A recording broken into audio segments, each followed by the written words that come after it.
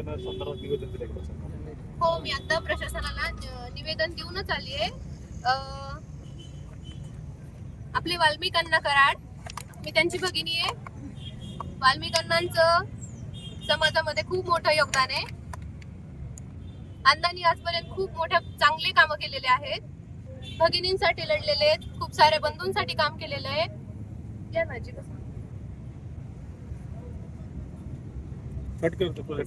राजकीय द्वेषातून अण्णांना जो विरोध होतोय तो थांबण्यात यावा. अण्णांवर जो चिखलफेक करण्यात आलेला आहे तो थांबवावा.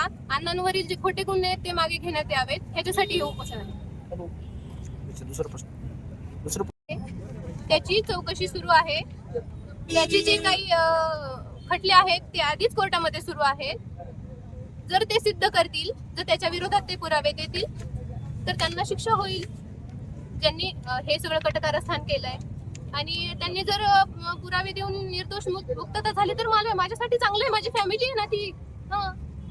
पण या सगळ्यामध्ये अण्णांचं देखील नाव होतं की हे सगळे गुन्हे अण्णांनी दाखल केले अशी चर्चा आहे. हे बघा, अण्णांनी तर केलं असेल तर त्याची कोर्टामध्ये पुराव्यानिशी त्याच्यातून योग्य मार्ग काढला जाईल.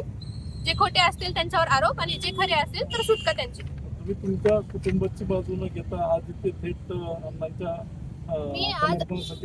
मी आज अण्णाची भगिनी म्हणून इथे रिप्रेझेंट झालेली आहे.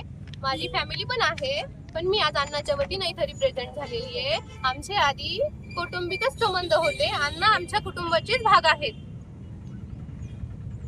ओके. गुन्हा दाखल झाला, त्यांच्यामध्ये देखील त्यांचं नाव जे आहे ते घेण्याचा मागणी होती. कसं बघताय?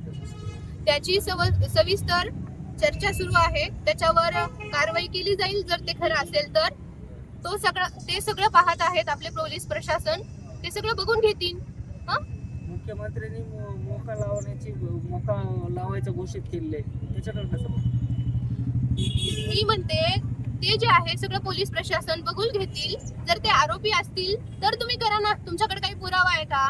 तुम्ही विदाऊट पुराव्याशिवाय हे सगळं कसं काय बोलू शकता? अण्णावर कसं काय चिखलफेक करू शकता तुम्ही? खरा हाच चेहरा आहे का अण्णांचा? हाच खरा चेहरा नाही अण्णांचा. अण्णानं खूप समाजकार्य केलेलं आहे, खूप भगिनींचं कल्याण केलंय. माझ्यासारख्या खूप साऱ्या भगिनी अण्णांसाठी आवाज उठवू इच्छिते. त्यांचं नेतृत्व करते मी. या उपोषणाचं नेमकं स्वरूप कसं असणार आहे? तुम्ही यातून माघार वगैरे घेणार, कसं स्वरूप कसं असेल? किती दिवस? जोपर्यंत अण्णांवर खोटे गुन्हे दाखल करणाऱ्यांनी, अण्णांवर चिखलफेक करणाऱ्यांवर जोपर्यंत कारवाई केली जात नाही तोपर्यंत मी हे उपोषणातून माघार घेणार नाही. माझ्या उपोषणाचं स्वरूप असणार आहे, मी इथं उपोषण करते अन्न त्याग करून.